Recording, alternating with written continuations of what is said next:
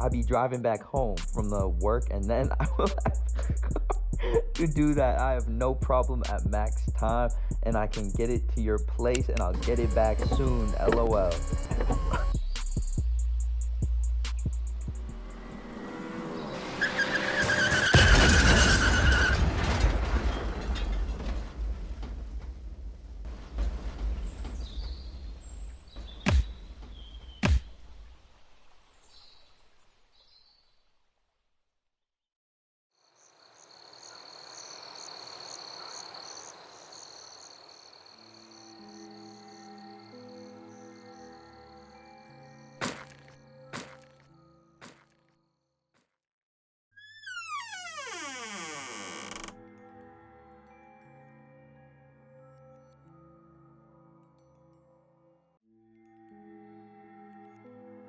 Wait, where's the door? I can't see a thing in here. I think I found a light.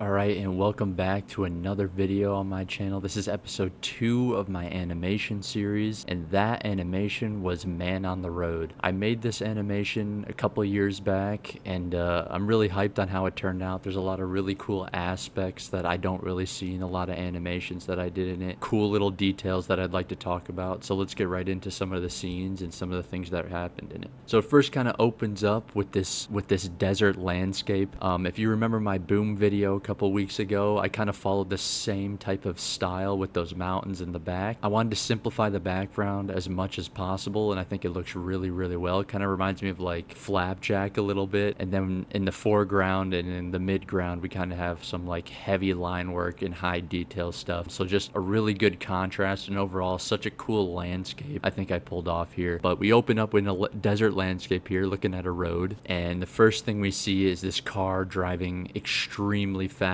down the road, swerving lane to lane. You can also see I have some clouds going behind and in front some of those mountains, which is a cool detail as well if you watch it back, as well as that cactus and bush in the foreground kind of overlapping the road, kind of to give it some more distance. And then we get a shot from the inside of the car, which I think this is just illustrated super well. I love how this looks a lot. This looks really clean, and we have our main character here, stick figure guy. If you haven't noticed, the type of animation I like to do is definitely more of like a stop motion, like making objects actually move, not so much animating fluid motions. I think it's called puppet. It's puppet animation essentially. But that's kind of the animation I like going for. So a lot of the things that maybe the character would interact with or the character wouldn't interact with is either moving or not moving. So for example, he hits that red button at the bottom of the screen and the window goes up. So the only real assets that I made were the button as it is now and then the button pressed. So for him, he has a forearm and he has two parts to his arms. He's got his body and his head and obviously the mouth. But for this scene as well, you're probably wondering, what the hell did he say? This is my friend. Shout out Dylan. I don't know if you've ever seen it, but on your phone, if you just randomly type the autofill sentence thing on your phone, it like creates a sentence for you. And I honestly didn't have a script for this, so I just wanted him to say random shit. And I think that's probably the best way to probably get a random piece of dialogue. And if you watch it back, you can hear that it's definitely just random piece of dialogue, but that's how I made it. Anyways, this is the interior car shot. I think it's really well illustrated, and I think it looks really cool. And then he essentially just hits the button, right? And then it rolls up the window, and we see the title screen. So that's kind of like the title or the intro is the Man on the Road, right? So now we get the second shot of the landscape, but some mysterious stick person figure is standing in the middle of the road. He obviously knows the car's coming, but he's definitely not planning on moving. In the next scene, we see the car pull up really fast and swerve around the guy. We can hear like a lot of really good noise. I think there was a lot of really good Foley here. I chose a lot of really good sounds and music to really go with this piece. And I think overall, like the audio really made this something special as well. I think I did a really good job there. But regardless, the car swerves away from the guy in the road. The car starts tumbling down the road as it's swerved too hard. It's rolling pulling. And you can see that cactus is like really stands out in this scene, but if you watch it back, it's very subtle, but you can see that there's probably something up with this really spiky cactus. And then the car hits the cactus. So you can kind of see where I'm not really making a fluid motion of the car hitting the tree. I kind of have a picture of the car hitting the, not tree, I have a picture of the car hitting the cactus, and then I have the cactus normal. So those are two different assets. And then when the car finally reaches the tree, why do I keep saying tree? The cactus, it turns into the second asset, which is the car being broken into the cactus. Overall, I like that really small illustration there. That's pretty cool, just the tree and the car. And then next we see that creepy, mysterious guy pull up to the car. I wonder what he wants. But overall, there really wasn't any like idea with this guy. It was kind of just supposed to be mysterious. Like, what's this guy deal? Why is he standing in the road? Why does he not fazed by this car crash? So now we get this really cool like bird's eye view shot of the car hitting the cactus. And I think the fact that it's in so much better detail because it's a close-up is really cool. And the attention to detail on the cactus and trying to make it as true to the side view as it is from the bird's eye view, as well as the car as well, was really cool. Having him bust that door open and fall over.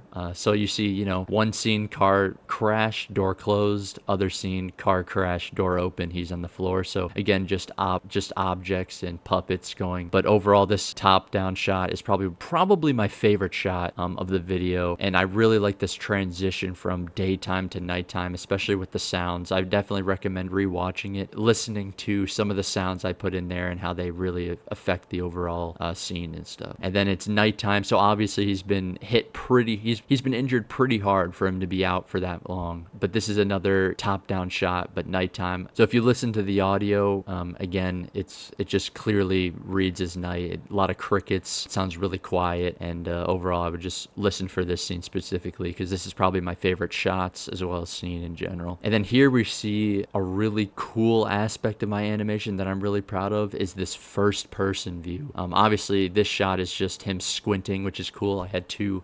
eyeball-shaped blocks kind of going in and out equally to kind of insinuate he's blinking or he's waking up. So he sees this house.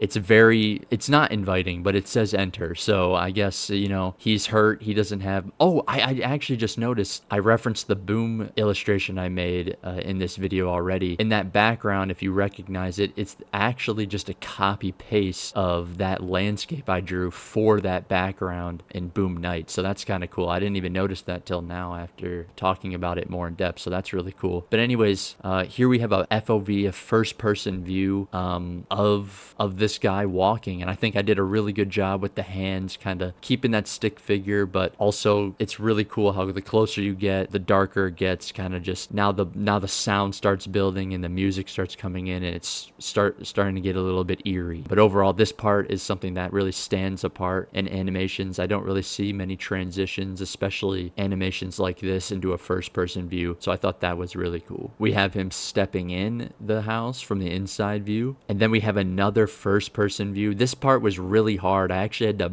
build out these walls. So I built assets for the floor, the ceiling, the walls, and actually had to build this house essentially in a 3D space and then have a camera animate walk in this room. Overall, I don't know, it's just so cool, and I'm really proud of that aspect specifically. And this is the part where he comes in, he reads the note, look behind you, and then we have the final scene. So then the lights turn off, and then he looks up, turns the light back on. Another good Foley. I think I did like a light pulling bulb. I think that was my own light, actually. I think I recorded the sound of me pulling the string on a light bulb in real life and threw that in there. So that was a really good addition there. So regardless, he turns the light on, and then he has all these scary dudes in this 3D space kind of jump him. And honestly, he's not really having a very good day. He was just wanting to drive, and then came across the man on the road, crashed, got severely concussed, and then jumped by a bunch of stick people. So, but regardless, I think there's so many good aspects and stuff in this animation. And now that I discussed a little bit more about it, I urge you to go back and just give it a little rewatch. I mean, it's not that long anyways, and kind of try to listen to some of the sounds that I added. I think that did really well. That's animation episode 2, Man on the Road. I don't have many animations, but this is by far my best just because of so many different aspects. And again, if you like this episode, comment something you really liked about this episode. If you have any questions on how I made it, I'll respond to that as well. Definitely rewatch it if you'd like, and if you appreciate this video, obviously like and subscribe, and I'll see you in the next one.